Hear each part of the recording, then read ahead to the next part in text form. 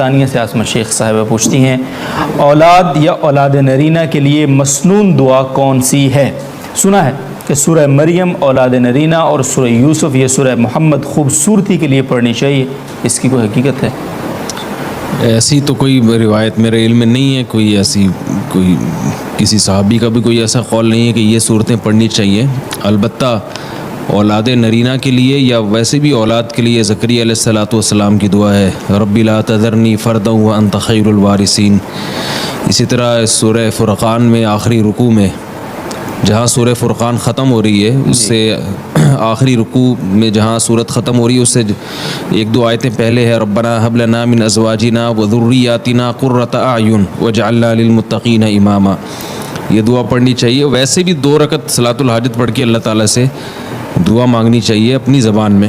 ٹھیک ہے، کوئی وظیفہ پڑھنا کوئی ضروری نہیں ہے، اللہ تعالیٰ سے دعا مانگنی چاہیے کہ اللہ تعالیٰ نیک صالح اولاد نرینہ دے۔ ہماری بھی دعائیں ہیں ان کے لیے، اللہ تعالیٰ ان کو نیک صالح نرینہ اولاد دے۔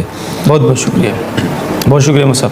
ویسے آپ نے یہ تھوڑا سا وظیفہ بتا دیا، ورنہ جتنے وظیفے آج تک آپ سے پوچھے ہیں آپ نے یہی کہا نہیں ہے، سب بس خود سے۔ زکریا علیہ السلام کو جو بڑھاپے میں اولاد ملی ہے، تو کیا آپ یہ سمجھتے ہیں کہ انہوں نے بڑھاپے میں دعا مانگی تھی صرف؟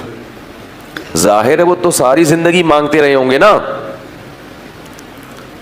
بھائی۔ زکریا علیہ السلام کو اولاد کی خواہش تو اسی وقت سے تھی جب سے ان کی شادی ہوئی تھی، اسی وقت سے اولاد مانگ رہے تھے کہ مجھے اولاد چاہیے، مجھے اولاد چاہیے، میرا والی وارث چاہیے، میرا والی وارث چاہیے۔ لیکن پوری زندگی دعا قبول نہیں ہوئی، مگر آپ مایوس نہیں ہوئے۔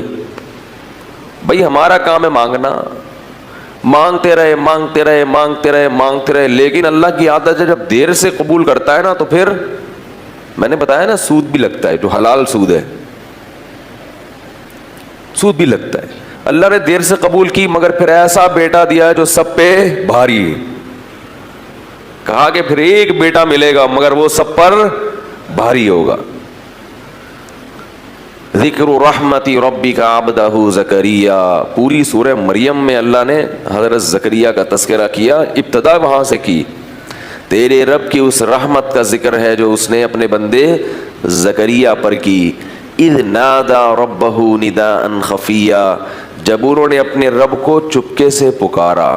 چپکے سے شاید اس لیے پکارا کہ اگر میں سب کے سامنے دعا مانگوں گا تو لوگ مذاق اڑائیں گے کہ بوڑھے کو کیا ہو گیا، بال سفید ہو گئے ہیں، بیوی بانجھ بھی ہے، بوڑھی بھی ہے، اور اس عمر میں کیا مانگ رہے؟ اللہ سے دعائیں مانگ رہے، خفیہ، چپکے سے جا کے اللہ سے کہہ رہے۔ قال رب انی وہن العظم منی واشتعل الرأس شیبا، اے اللہ مجھے پتہ ہے میری ہڈیاں بوسیدہ ہو گئیں، مجھے پتہ ہے کہ میری ہڈیاں بوسیدہ ہو گئیں، میرے سر کے بال سفید ہو گئے۔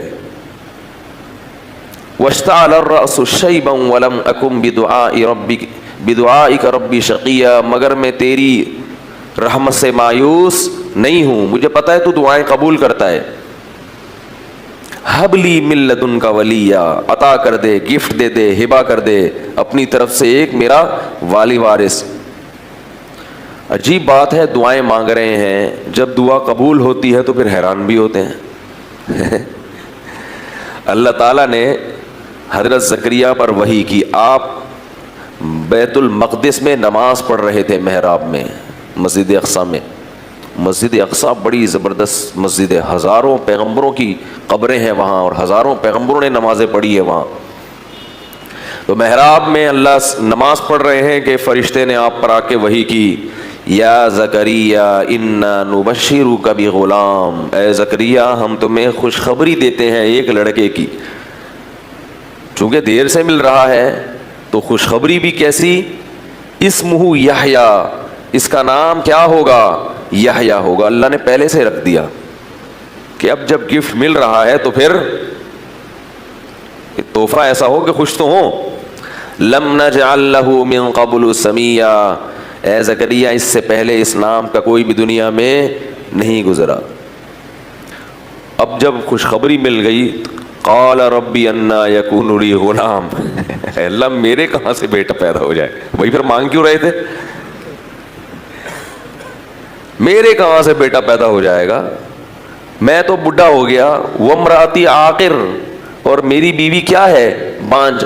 جوانی میں بانجھ ہوتی ہے تو اولاد نہیں ملتی، اب تو بوڑھی بھی ہو گئی، اب کیسے اولاد ہو جائے گی؟ قال کذالک، فرشتے نے کہا اللہ کی طرف سے ایسا ہی ہوگا۔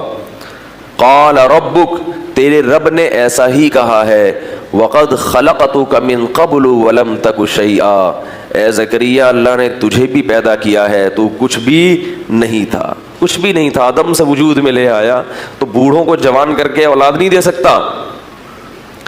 حضرت زکریا کی اللہ نے دعاؤں کے مختلف الفاظ ذکر کیے، لا تذرنی فردن، اے اللہ مجھے تنہا نہ چھوڑ مجھے۔ دیکھو زکریا علیہ السلام اکیلے نہیں تھے، بنی اسرائیل تھے آپ کے ساتھ ایمان لانے والے، مگر اولاد نہ ہونے کو تنہائی سے تعبیر کیا ہے۔ یہ بات سمجھ میں نہیں آتی تو گوروں کو جا کے دیکھو، سب کچھ ہے مگر بڑھاپے میں تنہا زندگی گزارتے ہیں۔ آپ کی تنہائی آپ کا اہل و عیال، آپ کا خاندان دور کرے گا، دوست احباب تنہائی اور وحشت کو دور نہیں کرتے۔ تو یرثنی و یرث من آل یعقوب، اللہ فرماتے ہیں کہ ہم نے کیا کیا، زکریا علیہ السلام کو کہا کہ آپ تو کچھ بھی نہیں تھے اور ہم نے آپ کو پیدا کیا، تو بڑھاپے میں اولاد نہیں دے سکتا۔